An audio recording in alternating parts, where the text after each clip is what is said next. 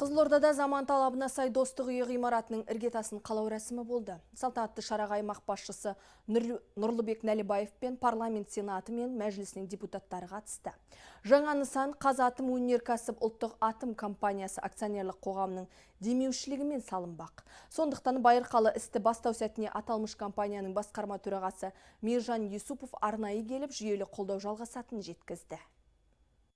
Салтанатты осы ашылу іргетасын қалау рәсіміне қатысу мен үшін үлкен абырой, үлкен мәртебе деп білемін. Қатысуға шақырғандарыңыз үшін үлкен алғысымды білдіремін.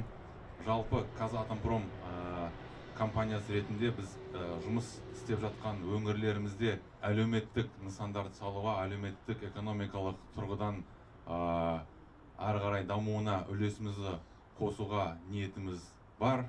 Жалпы сыр өңірінде тек бюджет қаржысына иек артпай, осылай демеушілік негізде қыруар шаруа атқарылып жатыр. Соңғы 3 жылда 20-ға жуық әлеуметтік нысан атымтай азаматтардың қолдауымен салынған. Мәмілелі шаруалар легі әлі де жалғасуда. Мәселен, дәл қазір 50 миллиард теңгеден астам қаржыға 10-нан астам ғимарат салынып жатыр. Аймағымыздың бірлігі мен ынтымағын нығайтуға атсалысып келе жатқан этномәдени бірлестіктер мен барша ассамблея белсенділері үшін барлық қажеттіліктермен қамтамасыз етілетін заманауи ғимарат болады. Туған жерді бірге түлетейік үндеу аясында жергілікті кәсіпкерлеріміз, қоғамдық қорлар, облыстан шыққан меценаттар белсенді араласып, сыр елін көркейтуге өз үлестерін қосуда.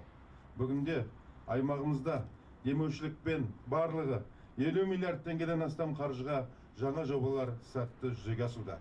Сонымен көптен күткен тарихи сәтке аймақтың зиялы қауым өкілдері, қос палата депутаттары мен этномәдени бірлестік өкілдері арнайы қатысты. Сұлтан Бейбарыс көшесінің бойында қазығы қағылған нысан жыл соңына дейін пайдалануға берілмек.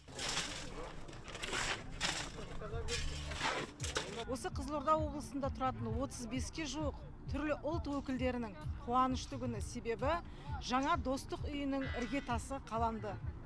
Баршаңызды осы керемет тарихи сәтпен шын жүректен құттықтаймын.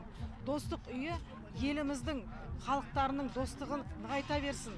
Жаңа достық үйі біздің облысымыздағы сыр бойындағы этнос өкілдерінің басын қосып үлкен күш біріктіретін үлкен саяси алаңға айналады деп ойлаймыз. Енді бұл жалпы ғимараттың мереке қарсаңында салынған үлкен тарихи мәні бар.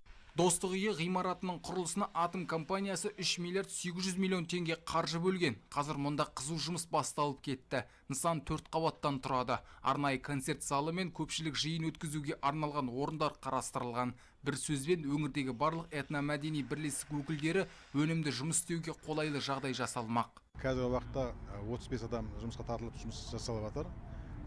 Мерзімі 10 ай құрылыс басталғаннан кейін. Енді амандық болса, одан етек беруге тырысамыз. Жаңағы қарашаның 25-ін бітіреміз деген ойымыз бар.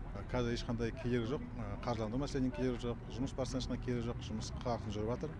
Осылайша елімізде Түркістан облысынан кейін сыр өңірінде заман талабына сай достық үйі ғимаратының құрылысы басталды. Тарихи сәтті тамашалауға келген түрлі этнос өкілдерінің көңілі шат. Енді олар жаңа жылды жаңа ғимаратта қарсы алуға ниетті. Дәулет Сағит, Елжас Әбділда, Ғалымжан Қожақов, Төрехан Әділбекұлы, Қызылорда телеарнасы.